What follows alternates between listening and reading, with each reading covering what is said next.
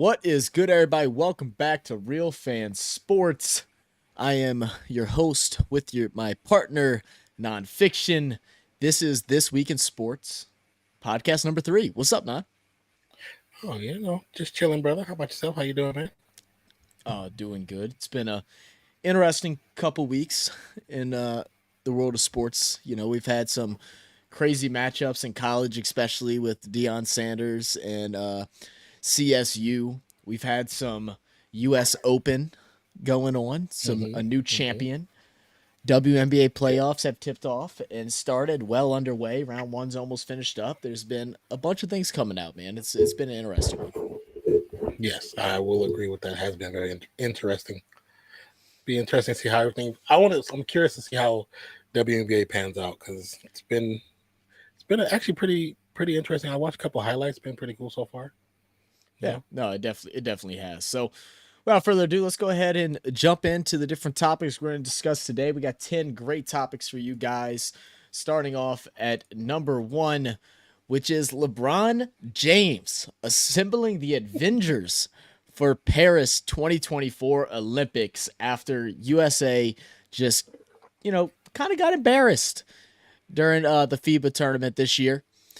Unfortunately, they dropped and couldn't make it to the finals. A lot of people were very upset. The United States definitely upset. We've had a lot of heat coming from United States members of the Olympics saying how they need to stop claiming themselves as world champions when they are just NBA champions. And then people from all around the world saying that the USA is getting a little soft. The majority of the best players in the league are from other countries nowadays. And LeBron, I think, is trying to get his last little hoorah to prove them wrong. What do you think about LeBron just finally like enough is enough? Let's go ahead and win this thing in 2024. I mean, I'm not surprised, because him being somebody that's at the forefront of the NBA should take it personal. Like that's you're a brand for the NBA. He's his own individual brand, but he is a brand for the NBA, and he represents the NBA on an international level, regardless of him being from international location or stateside. You should take it personal, and many NBA players should take it personal because for a very long time, NBA has been the number one team when it comes to basketball. Yeah, I mean, we've been the number one team even without some of our best. And then, Yeah, currently going on is we're having so many great players coming out from all over the world. We're starting to get a big pool in of players from Australia. Canada was top of the ranks this year. You had Germany in there. Teams from just all over are ready to compete and try to squash us, basically. So I think it's about time that we, get a little angry and just show us that, we haven't been sending out our best. We've been sending in the B team, even some of the C team at moments. And now it's time to gather everyone together. This will also be LeBron's last time playing in the Olympics. So I think this is also a way for LeBron to go ahead and get, some type of championship or medal before ending his basketball career. But he's already reached out and talked to several big time stars. And from what we've read is that all of them are locked in and ready to go. They want to play. Yeah. I mean, it makes sense because, like I said, that's about pride. The coming out saying, "Oh, you shouldn't claim world champion because it's just United States." Now, let's be honest. It's always been that way. So don't come in and try to change it now. It's always been that way. Like, yeah, they might have won, they might have lost in one FIBA tournament or whatever, but it's still America still got the best NBA players, regardless. Yeah, as a collective, we definitely do, in my opinion. But some of the people that he has called on is the likes of Steph Curry, Kevin Durant, Anthony Davis, Jason Tatum, and Draymond Green. And these are just 5 of the people that we know of that he's reached out to. And when you assemble these guys together, if they can come together and actually play as a team and as a unit, I just don't imagine any 5 players from anywhere around the world, including a B team of the United States, that can compete with these guys if they're coached properly and ran correctly. If they play together, who's going to go ahead and take that selfless role, just like how Dwayne Wade had to do in the stint for the Redeem team, whenever Kobe took over and Dwayne Wade was like, oh, I have no problem. I'll come off the bench. I might have just came off of the MVP season, but I'll come off the bench and I'll come in and play good defense. And that's what they're going to need is a collective group of people that are willing to play hard, willing to do whatever it takes to win. And I think if we bring all these guys out, it could be one of the most talented teams that we've brought since that Redeem team. I mean, the one thing about when you're playing on the Olympics team, it's the Eagles is not supposed to be there because it's not about you. It's about the country as a whole. So if it's just the story from this past year, Steve Kerr was speaking to Anthony Edwards and trying to see if he can convince him to come off the bench on some games, and Anthony Edwards didn't like that as a suggestion. Like saying he deserves to be starter, and it's like this isn't. It's not about what you deserve. Yeah, it's not about you. It's not about you. You're still thinking about just you. So, I mean, if maybe the players had that similar mindset, it's no reason why they lost some games they shouldn't have lost. I totally agree. So other than these main five that they have, is there anyone in particular that you'd be excited to see come into the tournament to join this powerhouse squad? I mean, I would like to see Kyrie out there, Kawhi Leonard out there. Yes. I think James Harden will be a good addition just because of him matching what Steph can do, and out behind the perimeter will be great. Like I said, Kawhi Leonard I think will be awesome. Dame, Trae Young. Yeah. I think that I don't know. I'm thinking mostly the smaller guys. Paul Brandon George Ingram, as well. Paul George coming out Zion if he's Williamson. healthy. Yeah. It's saying there's so many athletic players in the NBA that come from the United States that can just take this thing to a whole nother level. I wrote down a list of names that I was looking at, which was Dame. I think Ant-Man should be there. Donovan Mitchell, Julius Randle, Miles Turner, even possibly Jared Allen, and you named four other people that I didn't even have on the list that most definitely have to be there. So I'm like just super psyched to see where they take this, how many people they can actually bring in with them, and how dominant they could be if they all show up and perform the way we know they can. Oh yeah, I think if you have what's the original group you said? You said Steph, you said KD, LeBron, KD, Anthony Davis, and Draymond, right? And Jason Tatum. And Jason Tatum. So if you have those, then I think having a Kyrie, Brandon Ingram, even like a Zion Williamson, a Kawhi Leonard, and bringing just the younger, maybe a handful of younger players too. I don't know if they get to do 12 or 15 on the rotation. You bring younger players, it helps kind of extend the visuals for the younger players to get more eyes on the team, just so people can build with the new generation. And think as a younger player, you come in and you just go and play 4 to 5 hard minutes when your big stars need a rest, and you make those minutes worth every penny. You kill the opposing team by running them up and down the court, by big bodying them, backing them down, wearing them out, and then allow the rest of the guys to come in and shine, and y'all all get a gold medal at the end of the day. I think it will be exciting, and it's definitely got me excited for next year's World Championship for basketball. I believe it's in Paris. Yes. In July. Paris in July. So that should be a good one. I think it's July 2nd through 7th, I believe. Yeah, it should be fun. Yeah. Should be fun. But talk about a little bit more basketball. Let's bring up the WNBA, whose playoffs has tipped off finally, like we mentioned earlier. And we already have first round just about wrapped up. One game is finishing up as we speak. But so far, the Las Vegas Aces, Dallas Wings, New York Liberty have all swept their opponents 2-0 to move on to round 2, while the Connecticut Suns and the Minnesota Lynx are tied up at 1-1, battling to make it to the second round. Man, we've had a couple people come into our chat just wanting us to react some WNBA. They've been saying that the playoffs have actually been quite exciting so far. Oh yeah, I mean, yeah, definitely I think it's something we should get into eventually. I know time hasn't always been on our side, and I do want to do some reactions to a couple of highlights just for the sake of the channel, because we need to broaden out to some more women centric sports. Currently, right now, Connecticut Sun is up 72-58 over Minnesota, so it's a good possibility. Connecticut may be moving forward to the next round, but women's sports are doing better. I think this year, compared to all the previous years, has probably been the highest viewership for the WBA. So that's Yeah, actually big. That's major. that's definitely huge. I mean, when you look at these teams, you got to think it's got to be hard to beat the Las Vegas Aces with that stacked Oh team yeah. that they have. They built that up from the very beginning. They got Hmm. Candace Parker there. They got former MVP. I think they have 2 or 3 other former MVPs on that squad. For Oh yeah, they them got a to, crazy squad. they've got to win this one, right? Like it only makes sense. I mean, that's what you want to believe. You want to believe that the Las Vegas Aces pretty much have it in the bag. But I mean, I've watched some highlights from the Dallas team, and of course, 40. He's a big Dallas. He's a Dallas fan. Dallas actually looks pretty good for them making it to the playoffs in the first time I think since 2016 when the team was from in Detroit. It's like saying a lot about the progression of that team in the organization. They finally put together a good cohesive group to move them into the playoffs because it's especially with a smaller amount of teams, it's much more difficult to get in there. Yeah, definitely so.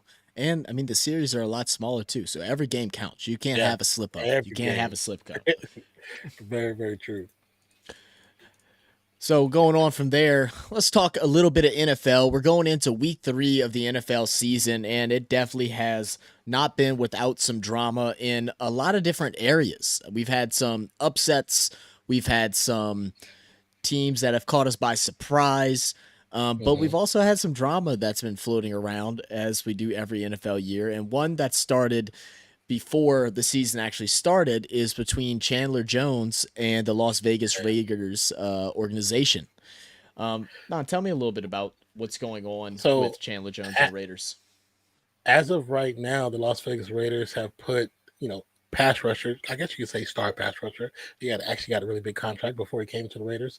On non-football illness list, which is dealing with they're saying is personal matters. There have been a handful of cryptic text messages. Not text messages, but messages through Twitter, aka X.com, that have been removed from, and it has been dealing with conversations between Chandler Jones and Josh McDaniels, or Chandler Jones and Mark Davis. But Mark Mm-hmm. Davis, as well as Coach Josh McDaniels, have all stated that they're trying to, give him his respect that's needed, his privacy to deal with his personal matter, and that they from this point on no longer want to talk about it. Josh McDaniels stated this morning that today is the last day he's going to even reference it because they want to get past this point, and hopefully they can work to the point where they can bring him back onto the team. Now, if he does happen to come back within a week or two, he'd have to sit out at least the next 4 games because being put on that list, you have to. It's like a 4 week IR situation. Yeah, yeah. So it wouldn't matter if he came back today or tomorrow. It doesn't matter. But they just want to make sure they get whatever issues that he's going through situated where he can come back and be happy in his position. And, Yeah. and I don't necessarily think that it's like a mental illness thing. And Mm-hmm. there are some personal issues going on with him. And like I said, some of the things that he's spoken about definitely seem different than just mental illness. Now we don't know Yeah. what's true. We don't know what's just allegations, what's based off fact. We have no idea, so we're not going to speculate. Mm-hmm. But besides that, like I said, he's just put on the non-football illness list and will be out until further notice. Yeah. I mean, the one thing that we did see as I talked about right as we got into this topic was what happened before the season started. Trying to get into the Yeah. Raider facility in order to work out, and he was locked out the facility. Was told that he couldn't come in. He ended up having to go work out at a commercial gym or commercial facility in order to get his training in. There was a lot of, like you said, cryptic tweets. There were some IG stories that he posted, basically telling Raiders organization to go F themselves. He was very Mhm. infuriated. And we know that there's been some problems within that organization at certain moments, but like this, even when it happened, just felt like something else was missing or something else was Yes, something going else is on. going on. Yeah. So it's interesting how this plays out. Hopefully Chandler Jones can get back because I know the Raiders desperately need him to have that other outside attack from Max Crosby in Hmm. order to try and excel that defense and try to have a successful season this year. Without him, they're going to continue to struggle. So hopefully Chandler Oh Jones yeah. can, you know, figure his way back to himself get make amends with the Raiders, with the coaching staff, with the ownership, and just move along smoothly after his excused absence. Yeah, I mean, I hope he can. And I mean, as a Raiders fan, I mean, for me, as a Raiders fan, but also as a man and just a man, I think focus on him, his family, and make sure all that's right. Sports will always be there. I'm not really worried about that part. I just want him to get right with himself. You know what I'm saying? Himself and his family. Whatever his issues are, I hope those gets situated and solved for him so he can be happy with himself. Yeah, without a doubt. Uh, and and to talk about some of these things, the mental health in sports has been a topic that's been going on for so long now, and Mm-hmm. just within the last 2 weeks, there has been some very extreme cases of this. Possibly things going on with Chandler Jones, but then two other um, big deals. One revolving around Matt Corral, who was drafted by the Carolina Panthers, was let go and signed by the Patriots, but he wasn't there for longer than a couple of days, maybe a week before he was put on a reserve slash left squad list, Yeah. and now has been missing since then.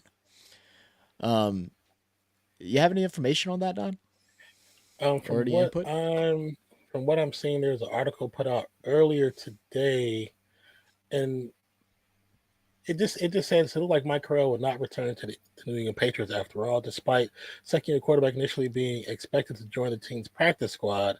The Boston Herald's Doug Kyde reported on Tuesday that there had been an apparent change of plans.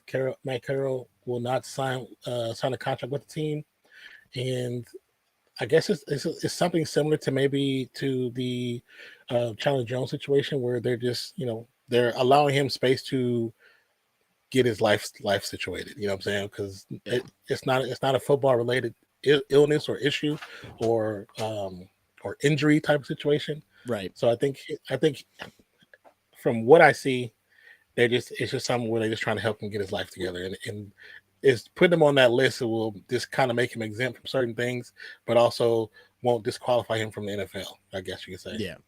Well, a lot of us see and hear more about the mental struggles of veteran players that retire or people that are in the league that are struggling. And, within recent years, they've been more open with discussing these issues and, voicing their feelings, in a way that was kind of frowned upon many years ago and now is giving a new set of comfort. But a lot of people don't think about the quarterback or the player that's coming from college and then trying to make it into the big leagues. And then as soon as you get signed, you get a rush full of emotions and then you get cut off of a team, go to another one, and all the Yeah. mental battles and obstacles that you have to face.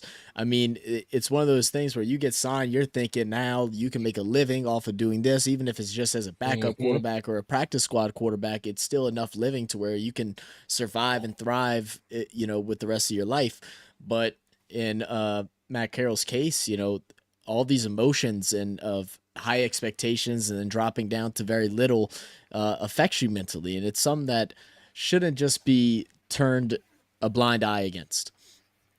Oh yeah, I totally agree. I mean, like I said, this situation is very well may be very different from the Chandler Jones situation, but it's still something where, like you said, the players that come in and they have these expectations of, being an NFL player, and the money is great, but also just the fact that you made it to that destination where you've been fighting for your entire life. Some people, from as young as 6, 7 year old, been playing football, and that's been their entire dream. Their entire life has been Mhm. evolved around that sport.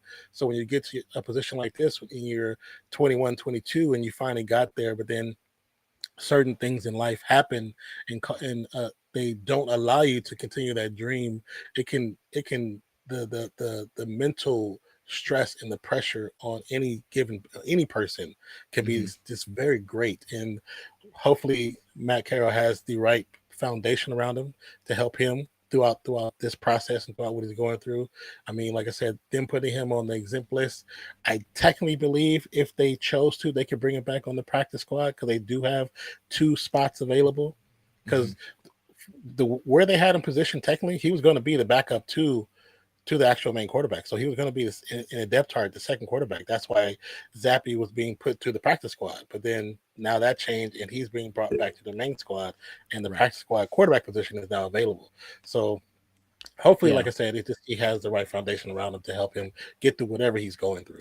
Right. And of course, all this is speculation. We don't know exactly what's all going on, but Yeah. we do know that this Yes. is a common struggle that uh, athletes from regardless of the sport suffer with whenever they take their final snap or whatever it may be. It could be just after high school and then going into college and really just feeling Mm. lost, especially when it comes to, your big sports like basketball, football, and baseball. You Oh basically yeah. train your Yeah. whole entire life for it, and then it's gone. You lose a lot. You lose a little bit of yourself. You lose that Yeah. camaraderie with your teammates. So Mhm. it is a big factor. Very Another true. news that came out that involves mental health is former Buffalo Bill Sergio Brown, who went missing, I believe is now found after his mother was found dead. And there has been some wild accusations that some people believe that he may be the one at fault for the death of his mother. Um, and then he's been kind of going a little stir crazy with everything that's going on. I believe he's posted some things on Twitter and Instagram, currently under FBI investigation.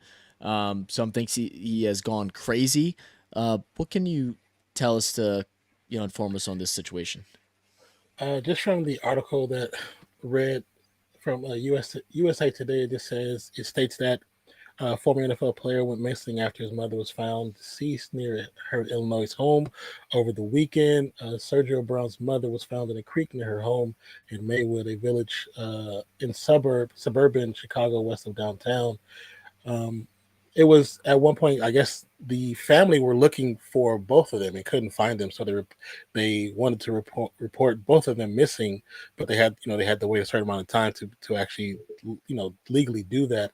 So when they did, the police put out a search for both of them, and initially the family, after searching initially the first time, the family went back out and kind of search a broader spectrum around their home or her home and Mm-hmm. found the mother some ways down. There's a creek bed that's near her home, and that's where they actually initially found her. And she had been very bruised a lot, like she had been in an altercation. And so because Sergio, who was normally with his mother quite a bit, and he was missing, the assumption was that he might be the assailant. So these are all allegations. Nothing's been set in stone. Nothing is permanent, and there's no true identification of who might be Yeah. the assailant, if it's him or whomever, or if he's participating. We do not know. From what I've seen from the article, which came out yesterday. This article came out yesterday afternoon. It said that Sergio was still considered a missing person, and so they did see, like you stated before, the videos that he posted on social media, which are kind of were very incoherent Mm-hmm. the things where he were talking about the context. So most people don't really understand what he was even referring to. So Interesting. that's why there was a fear that it may be a mental issue with him, that he that there may have been a crack of some sort that caused him to go over the deep end. So Yeah. when we hear more about that, we'll definitely report back up about that. But as of right now, he's still technically considered missing, Mm-hmm. and the family just in fear. The family just wants him back so they can make sure he's okay, and then they Yeah. can get to the bottom of the situation dealing with his mother. Right. Well, first and foremost, prayers up for his mother, their Oh family, yeah, and all yeah. the struggles that's going on with this unimaginable situation. But secondly, does this need to be more focused on players that leave the NFL or leave the NBA or whatever sport it may be, that they are either required or the NFL at least provides them X amount of years of some type of therapy or doctoral visits of some sorts with a psychiatrist. Like there needs to be something that the NFL I feel like needs to do. We're talking about a multi-billion-dollar company that this Mhm. happens way too often. Maybe not always at this extreme, but to where we hear about players that get off out the NFL and go crazy, whether it's from a brain condition due to CTE, or if it's just everyday depression and struggles that they're dealing with, based off of some of the things we talked about earlier. What are some things that the NFL could do more, or should do more to maybe not prevent it, but at least aid in these type of situations? I think every team in the NFL should have a responsibility of if releasing a player or cutting a player in the beginning, there should be some form of an exit interview with a trained professional that Mm-hmm. they can speak to, where they can ask them a certain, you can ask a certain number of questions that will It's gauge similar to the how they are military too. The mentally. military does it as well. Whenever you leave, it doesn't matter if you served 4 years or 30 years. You have to have an exit interview. Yeah, and how we see it on TV when they be like, oh, we're going to cut you. People don't understand, like, that moment, that single moment is a heartbreaking moment. Yeah, on Mm-hmm. TV you feel for them, but if you're that person and that's something, your dream has been taken away from you or being ripped away from you, as a lot of them probably feel that way, Yeah. there's definitely situations where they probably do need, have someone to speak to. And it could be where they just need somebody to speak to once or twice. And some may need somebody to speak to somebody 3, 4, 5, 6 months, what I'm saying, especially when you look at a situation like Nick Chubb. Nick Chubb's Yep. injury could be a career ending injury. At And his he's still, pinnacle. At his yeah, pinnacle. exactly. So he may need somebody to actually really speak to, because his life was just barely getting to the point where it's like, okay, I'm one of the top running backs in the league. I'm probably going to be like this for another season or two. I'm catapulting off of what happened last season, and then in this, split second, that's all gone. Yeah. And Yeah. It's you know, tragic, man. we don't know for sure if it's career ending. But from what we've Yeah. seen and what we've heard about his previous injury in 2015, it's a possibility. It's a Yeah, very I good one. mean, I mean, and we'll talk a little bit more about Chubb's injury in a little bit. I mean, the one thing that I feel like gets said too often when it comes to professional players having mental struggles after they walk away from the game, and it infuriates me to no extent. And that's, oh well, they should have nothing to be upset about or to be depressed about or whatever because they're millionaires now and they're set up in a great situation.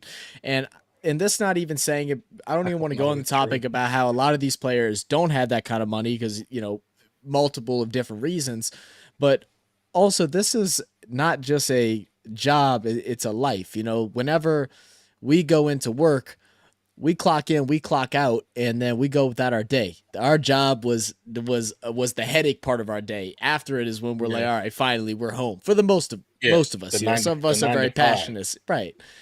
So they might be millionaires at the end of the day, but they lost a huge part of them. And so like people have to understand it's bigger than just football. I mean, it's literally who they are. So regardless of how much money they have, money can only buy so much happiness. Whenever you lose the thing that made you who you are and you lose your identity and you have spent so much time of your life putting your identity into one singular thing, it's definitely brutal. But to go Oh on yeah. to a little bit lighter note, more funnier note, the Bears. Poor Bears, man. Bears are struggling.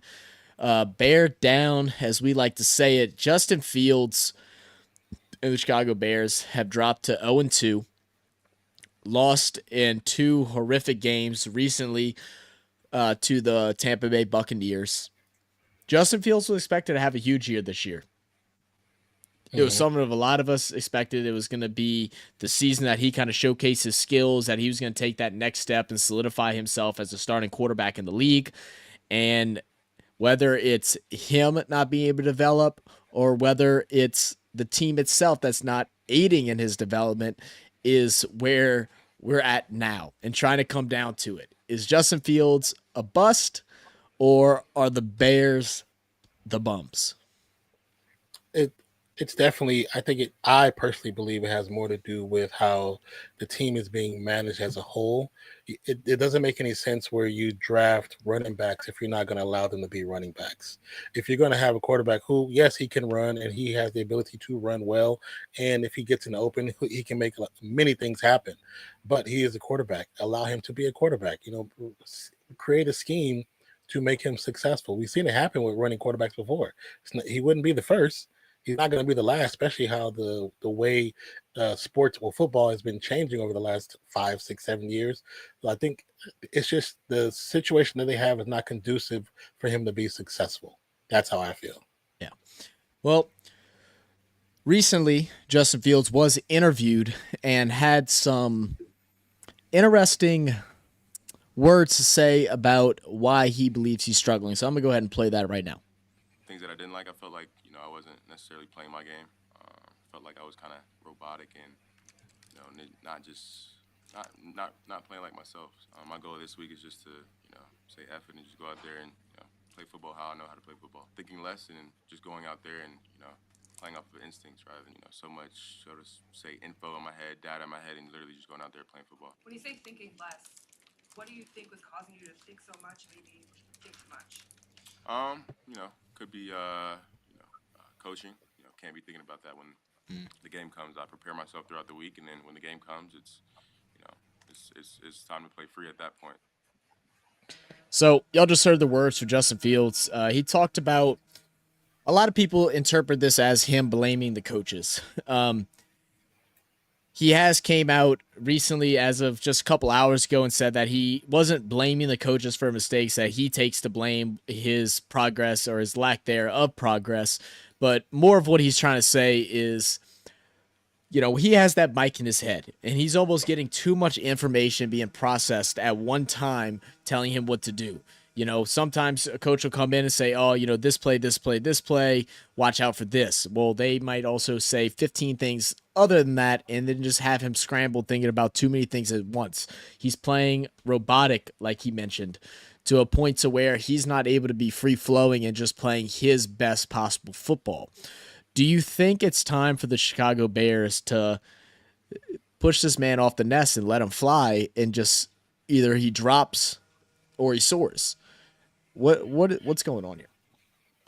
I think just like we talked about with Geno Smith and some previous streams, I think every player that's specifically a skill set based player like a quarterback, they have their own type of learning, the way they learn the game. And if the coaching staff is not willing to bend towards that quarterback's needs and create a game plan around how they learn the game, it's no wonder why so many quarterbacks falter as they come into the league. More people just blame it on the quarterback. Oh, he just wasn't good. He's a bust. Granted, there are a handful of quarterbacks that were generally bust because they really peaked in college. And this could be a situation where maybe he peaked in college. But if it's not, and it's a learned situation where the way he learns the game and the way he sees the game, the coaching staff needs to appeal to that and not just say, this is how we want the game to be played. We want you to play like this. That's not possible for everybody. No. Yeah, that's why I've always hated the term system quarterback, because every quarterback is a system quarterback. Their play style and everything that goes around them should be put into a system that fits them best. They are the controller of the offense. They are the captain, the pilot, the captain of the ship, whatever analogy you want to use. It's supposed to be based off of their skill set. It's not supposed to be controlling them or conforming them into a way that they believe that the position be played. That's the first way they're going to destroy a man's career and not allow him to be successful in what he's doing. And it feels like that's what's going on with Fields. To go back to his comments where he's he kind of blames coaching, I don't think he truly meant it like that, but I think there was a little bit of truth in the lie, or in the, however you want to phrase it, where he realizes that there's just too much going on and he feels like the game isn't, if they aren't allowing him to play the game that he wants, the way that he sees it. We talked about this in our weekly predictions that showed up earlier on the stream, earlier today that we posted. And we talked about how sometimes they just need to let him just roll and let him make mistakes. There's too many times where he is being indecisive or is like, oh, a little bit of pressure, I'm just going to jolt off and run. He's never creating timing with his wide receivers because he's not trying to. Like, you're going to throw some interceptions and stuff like that. I know they don't want their quarterback to look bad, but you have to go through those bad plays and those bad moments to learn from them and then grow from them. If you just babysit them the whole time, they're never going to be able to turn into a diamond. You know, if they don't have the pressure, they're not going to be able to shine. Well, this kind of goes off of how I feel about when new coaches come into teams that are kind of situated already, and the coach comes in and says they have to get their guy. You know, when you come in and get your guy, you change the team. You change the aspect of every part of the team. So when people be like, "Oh, we got this new coach," take Denver. Denver got Sean Payton, great coach. Yep. Now Sean Payton goes and brings guys from the Saints. That's his guys. But does it mean it works for that team? No, because that team is already kind of have its nucleus that's being created. Why don't you come in as a coach, a grown man, and learn how this team functions and try to work within this team? Most people, most coaches come in, especially defensive coaches, they come in and they change the entire thing. Team goes from a 3-4 defense to a 4-3 defense, and all of a sudden now people are complaining because their team can't get pressure. Well, you just got rid of some of your top defenders because they don't fit that coach's scheme. Why don't you come in and create a scheme based off what you already have? Right. I mean, that's what shows good quality coaching, right? Is to be able to adapt to the players that you have. And, you know, it's okay to slowly build the foundation. And if you believe a player can play this way and, you know, make progressions to doing that, but you can't do it all at once. Like, we've only had a handful of games where we've seen Justin Fields just shine and just be him. And it's I don't even know if it's willing to say games. It's more like moments that we've been able to see it. And it's very, I mean, I feel bad for Chicago Bears fans because they got this highly or extremely athletic quarterback that can run with the best of them. You know, has some decision-making skills, stuff like that he has to work out, but he's young. You expect that. And he's just getting pummeled. He's getting sacked. He's getting blamed. They're putting a crazy amount of pressure on him to excel, but then not giving him the pieces to excel. And it's just going backwards for him. It's one of the situations where I think Justin Fields is going to have to leave in order to be good. I mean, the Chicago Bears have never had a quarterback from conception join their team and then turn into all pros. I think the best one has been Jay Cutler. And I mean, that dude was more passionate about smoking Marlboros than he was playing football at moments, you know? Hysterical. That's funny. But overall, do you think Justin Fields still has it? Do you think he has the ability to be a great player? Do you think he can do it with the Bears, or do you think he needs to leave? First two, you act like three questions. The first one, I do think he has the potential to still be good. Like you said, he's still young. He's still young. He can progress. Like, there's space for him to progress. Now the question is, will he be able to progress with that coaching staff? That could be the question. That could be the actual issue. Him saying coaching, there's probably some truth to it, like you stated. Can he be successful with the Bears? If the Bears take the time to build a team around him that fits him and his skill set, yes. If they're not willing to do that because they have their system guys, then they won't be successful. And people are going to always blame Fields for the lack of that team. Just like they wanted to do it with Trubisky. They wanted to do it with now with Mac Jones. They want to do it with Zach Wilson. Like, every team has a quarterback situation where they can blame a single person, you know what I'm saying, and say it's all their fault. But sometimes, like, is it also should we also put the pressure on the coaches? No one really puts the pressure on the coaches, especially at such an early point in their career. I mean, you mentioned a couple players. One player that comes up to my head immediately is Sam Darnold. Yeah. Sam Darnold's went from one bad situation to a worse to a worse. He's in the best situation he is now with San Fran, but he's never going to see the field, so it doesn't matter. He's going to be a glorified backup, which is a great job to have, you know, in the NFL. But that's what he's going to amount to. That's going to be his legacy is a great backup because he never was put in a good place in order to succeed as a starter in the league. So to keep the topic on the NFL injury bug is in town. It is worse than the flu. Everyone's getting banged up. It started in Visiting week 1. everybody's team. It's jumped in week 2. Before we go into some of the big names that have been injured, we have said it several times, and I just want to get your opinion on it real quick. Preseason. Is a lot of these injuries due to taking away that preseason game? We've said it a couple times on streams before. I do think in some situations it is. And now as we have the picture up of Aaron Rodgers for those who are just listening, I don't know necessarily if his has anything to do with well, preseason. of course.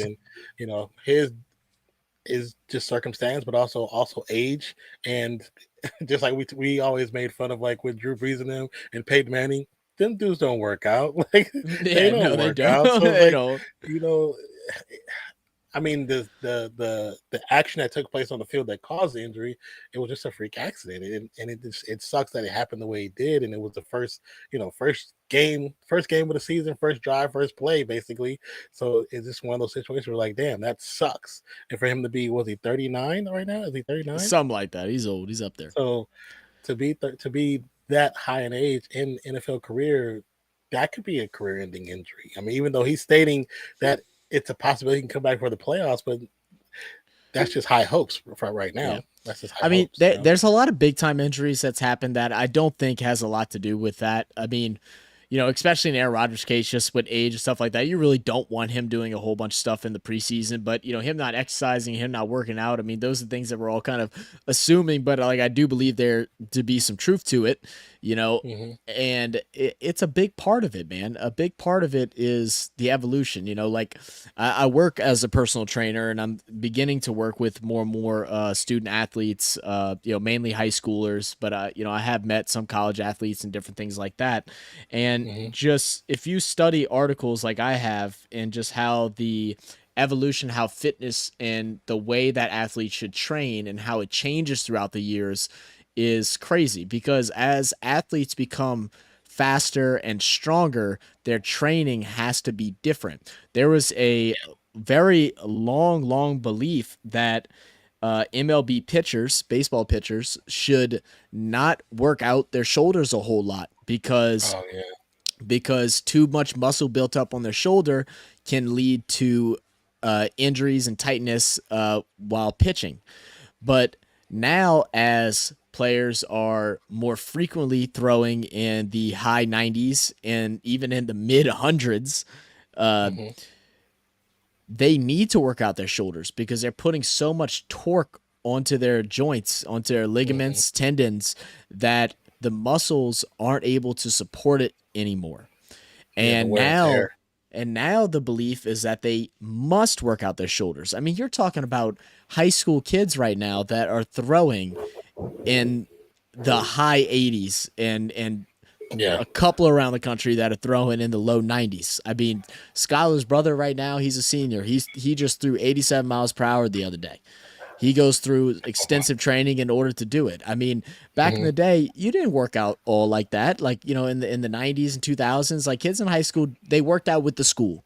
They didn't go through a whole bunch of specialized training with specialized instructors and coaches and stuff like that to develop their game. Stretching. Especially for baseball. Exactly. Stretching more than anything. So now as the absolute minimum to be at in order to take yourself to the next level is so high, there has to be a reevaluation of how you exercise and how you prepare, physically. And as far as the preseason thing goes, it's not just these big injuries that have came up. It's a lot of small injuries too. I mean, just this week alone, we had, I believe it was 5 players, at least 5 bigger name players that have went out due to cramping. In week 2, I see a lot of why that. is there cramping going on in week 2 where it's taking you out of games at halftime? I believe Amon-Ra St. Brown was one of those. Travis Etienne was one of them. I believe Christian Kirk went out for a little bit, if I might be mistaken on that one, but there was a handful of guys that just went out with cramping and couldn't return.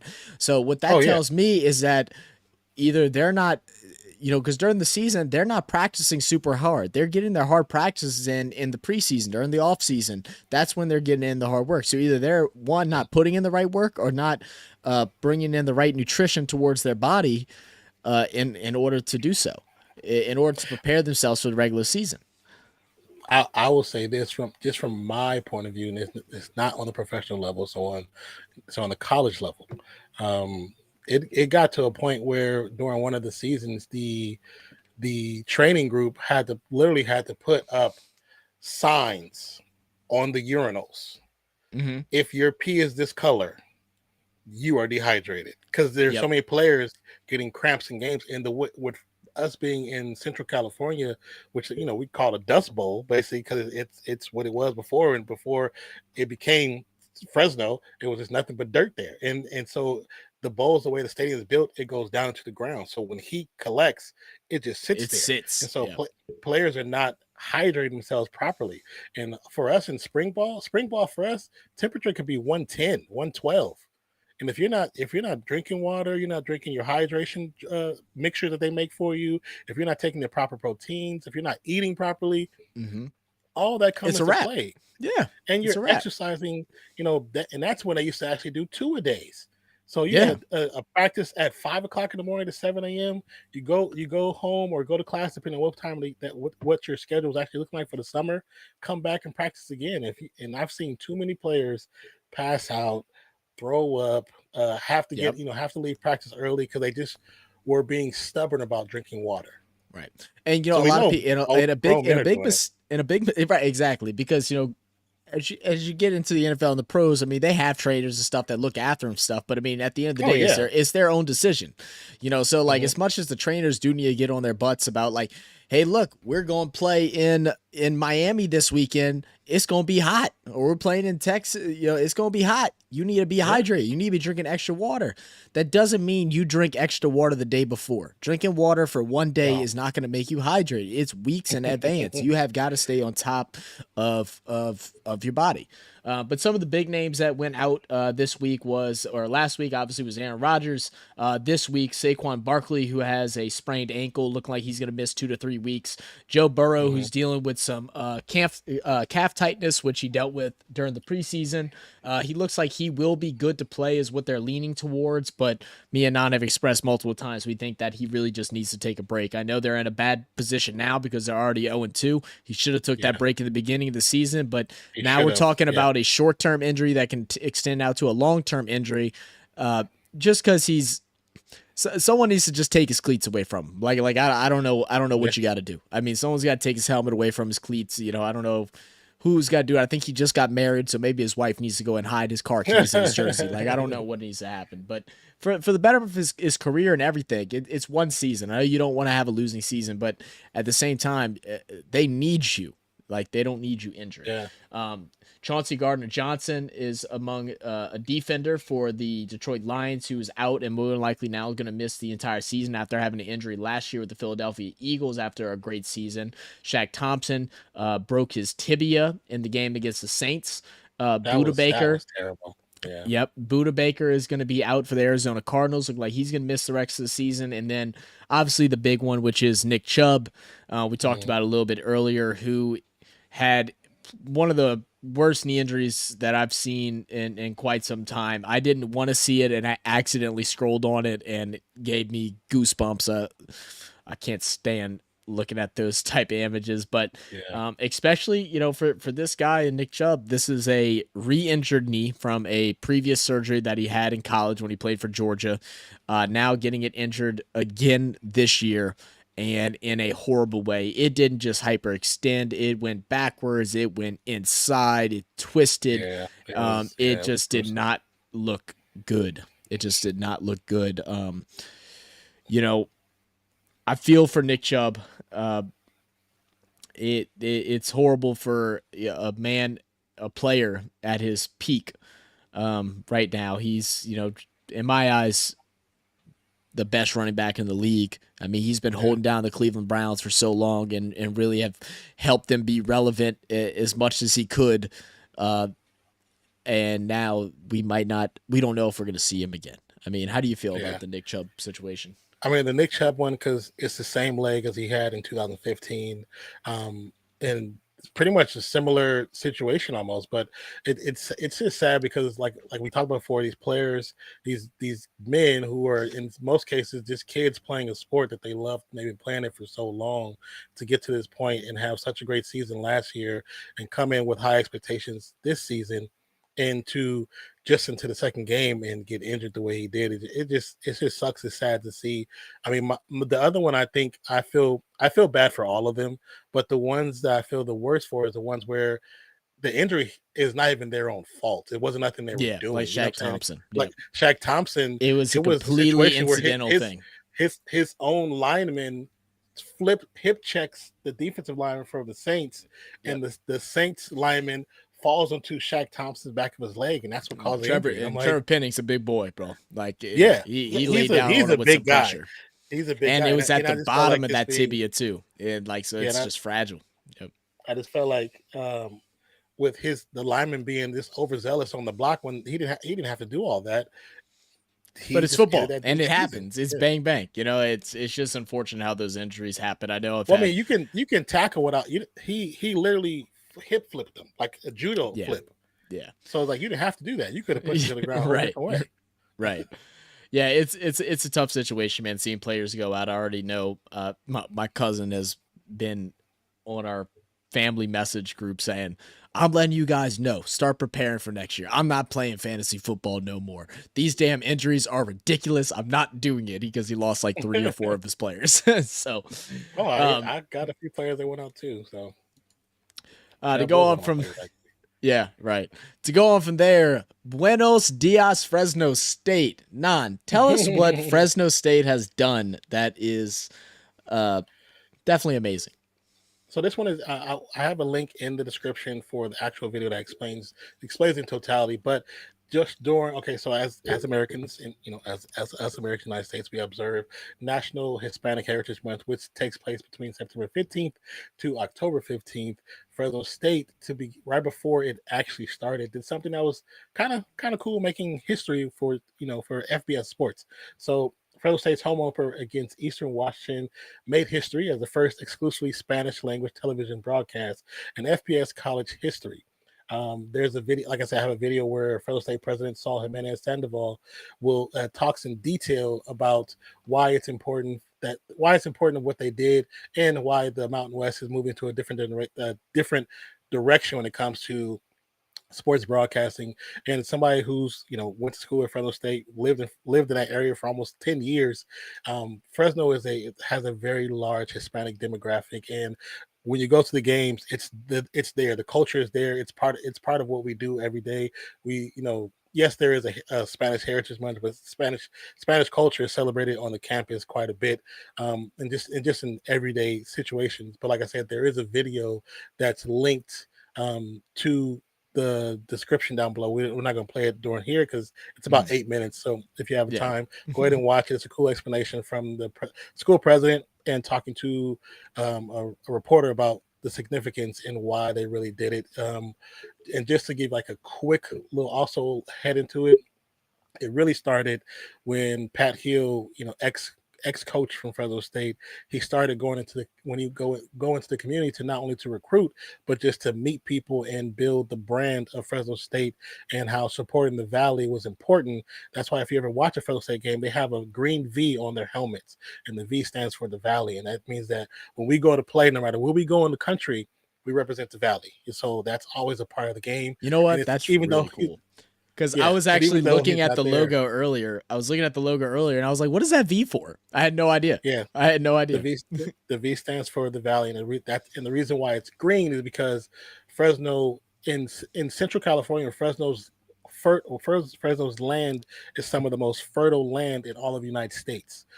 So that's part of what it represents, the agriculture and the people. So red is for the Fresno State, green is for the agriculture and the people of Central California. So it's actually pretty dope. And I'm glad I was part of it for quite a while. I'm still a part of it. Bulldog bred, No. Bulldog born. Yeah. You know what I'm saying? But Oh I yeah. just think it's really cool. And like I said, if you want to know more about it, there is a link in the description where you can check it out. You know what I'm saying?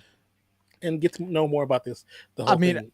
I think it's super cool. Just just bring inclusivity into the game, Oh yeah, especially in California. I feel like that's a place that makes like perfect sense to start this kind of trend. Mm-hmm. Hopefully it turns into a trend because as the NFL is expanding into different countries and stuff like that, and just having more people become familiar with a sport that we hold so Mm-hmm. dear, that we love and respect, that kind of gets some different slack from, especially from our people across the pond.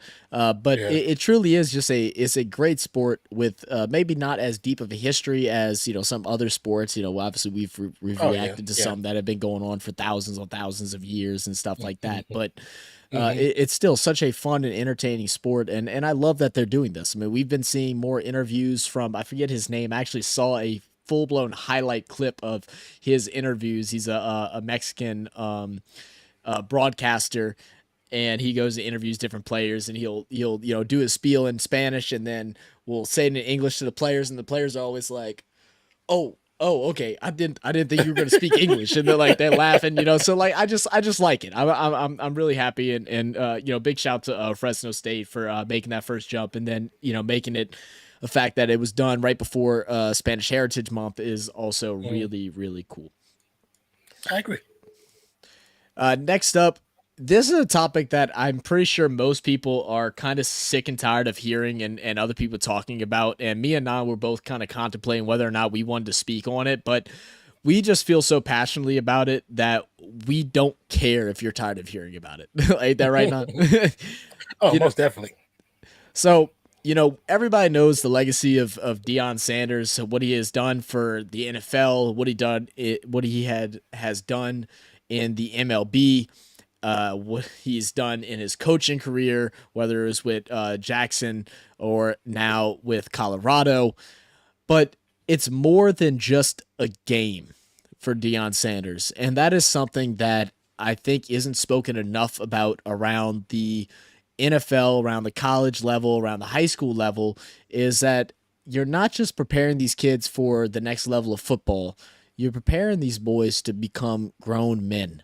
And that's why we have this title, Boys to Men, because Deion Sanders has quoted saying, winning to him is not about a game, but it's about life. It's about winning in life.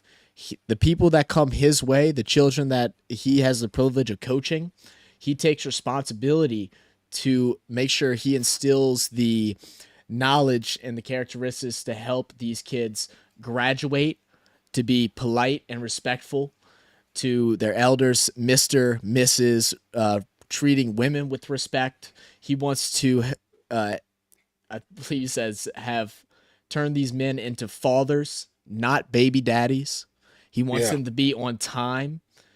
He emphasized that he wants them to graduate again, and he wants them to own things. He wants them to be successful in whatever they do outside of football, because he knows, just like many of us know, college for a lot of these guys is the end. I mean, I think Brad looked up the percentage the other day. It was like 0.3% of college athletes actually become professionals. So majority of these guys aren't going to the pros. His job as a coach is bigger than winning football and preparing them for the NFL, is preparing them for life after this, making sure they graduate, making sure that they're respectful, making sure that they can take care of their own and their families once football is over. And that is just something that it's phenomenal. It's something that should be talked about more. And I just actually, I know you asked earlier about a certain clip, and as soon as I got on Twitter, it popped up. So oh, really? know, yeah. Well, go ahead and talk about it. Do you know what happened, or? Okay, yeah. So this is from JPA Football on X.com, Twitter. That X just sounds so raunchy. Yeah, I know. And it says the person typed, "This is some really powerful stuff from Deion Sanders." It says Colorado wide receiver Jimmy Horn was having a rough game, so Deion pulled him aside and gave him an important message, and he told him that his dad was watching, and his dad is currently back home in prison, and that he says watching right now. He wants to clap in front of all his friends, his inmates, and because he believes in his son. And that after that moment, you see the player giving Deion a hug on the field, and and I'm not and when he says on the field, we're not talking about the sideline. I'm talking like 5 yards into the field, damn near the middle of the field. Grabs this man, hugs him, and you can see him lip the words, "I love you, boy." And it's just, you can just tell the relationship he has with every single player is so special. He doesn't try to put himself above or below anybody. He treats them all as equals. He wants them to feel equally treated and get the equal amount of respect that he deserves and that he wants to give them. And it's just something special.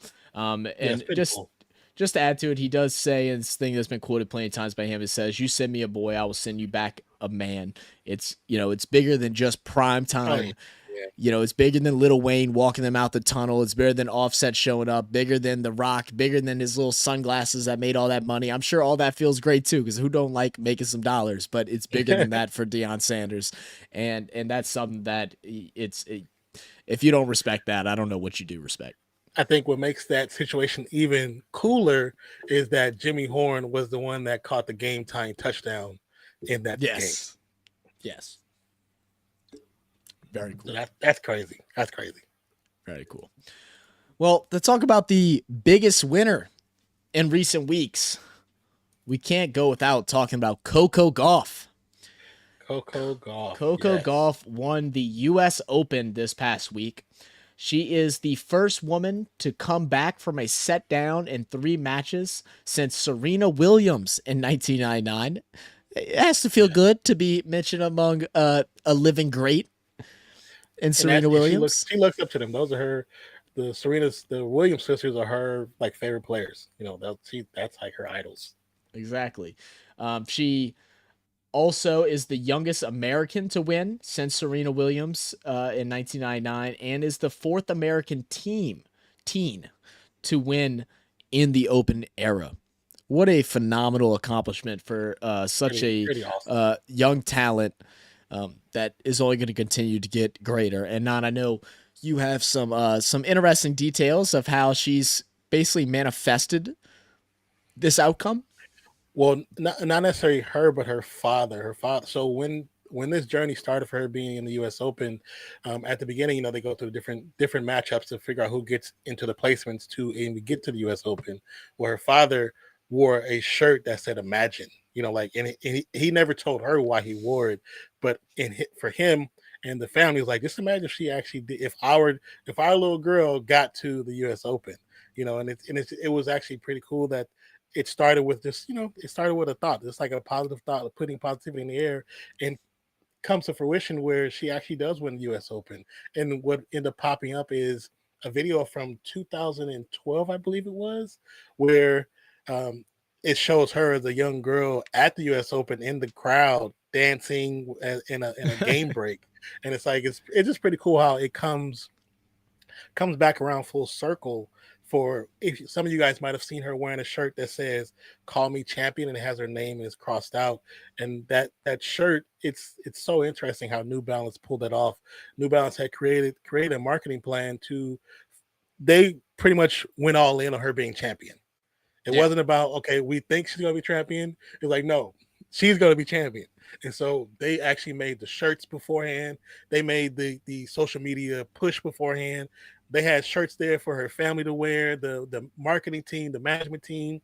And so when she actually won, her father put the shirt on, like they was putting stuff on because they just felt like she's going to be the one that takes it over the hump. We knew it's going to be her. And I just think that is so freaking awesome from the point of view of New Balance to really support her like that. Like, we're going to go all in on Coco. All of our chips in. Yeah. I mean, she doesn't win. I mean, they'll still market those shirts, but it ain't going to hit like it is now.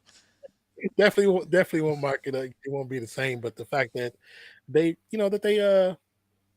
had faith in their art, in their talent, in their sports representative to really go all in for the U.S. Open. I think it's just pretty dope. And this past U.S. Open has had some of the biggest names in sports, some of the biggest names in television and film, just to come see not just her, but many others play. But a lot of them would come see her play. I mean, we've seen clips of Jimmy Butler out there. We've seen big time Yeah, the Jimmy actors Butler and one was actresses, different NFL athletes, NBA athletes, all out there. And this is the one thing that is just, I wouldn't say mind boggling, but a lot of people just don't realize is that if you try to crap on another sport because it's not your sport, then you just are not a true athlete. Because some of the biggest athletes in the world are tuned in watching the greatest, because regardless of what sport you're watching, everybody studies from the greatest and how they prepare mentally, physically, and how they get ready, how they perform, and how they win. There is a conclusive idea of why these people are successful, and that's why there are so many greats out there that are witnessing history and witnessing these great moments. Like people that just try to shoot down on tennis or whatever because it's not the sport they played, it's a country club sport and yada yada yada. It's like you don't understand the half of it. Athletes are athletes, competitors are competitors, and they're there to compete, and they are ready to watch any type of competition. Also, on top of that, I think it's really cool that there was an interview with Billie Jean King, and it says on the 50th anniversary of equal pay at the US Open, Billie Jean King says watching Coco Gauff win the 2023 US Open is the reason she and other women athletes advocated for equal compensation in 1973. So it's just cool that the old heads is like, a little nod, really little push nod. for it. Yeah. Yeah, that's cool. Hey man, hey, things come full circle when they're supposed to be. You know what I mean? And that's definitely a prime example of that. That's definitely a prime example of that. Exactly. So huge shout out to Coco Gauff and her family. I think I don't have the clip, but one of my favorite clips after her winning was just a reaction from her mother, who was in the stands with her father.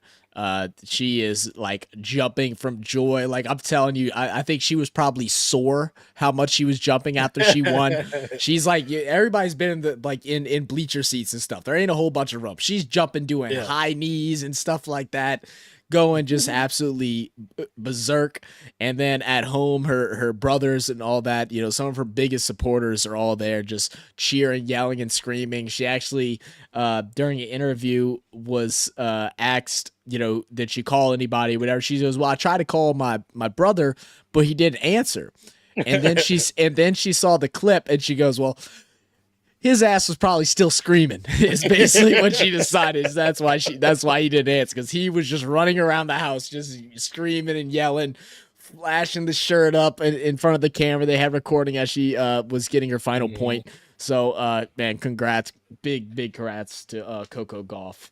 And she won with a 2-6, 6-3, and 6-2 victory over Arena Sabalenka.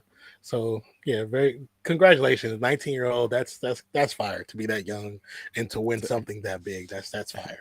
I was making pizzas at 19, bro. So don't even talk to me. Just in college for being a regular person. regular old dude, bro. But our last thing, we're gonna keep it within the tennis range, which is our fan moment of the week. This was actually from last year, I believe, what Non said. Yeah, with watching Serena Williams, and it's Saquon Barkley. And Saquon Barkley, when you watch his video, it's just, you see the fan in him, and it's actually this. I thought it was just a great video, and I thought it paired well with us talking about Coco Gauff. So this is the fan moment of the week. He's into it. Yeah, he's really into it.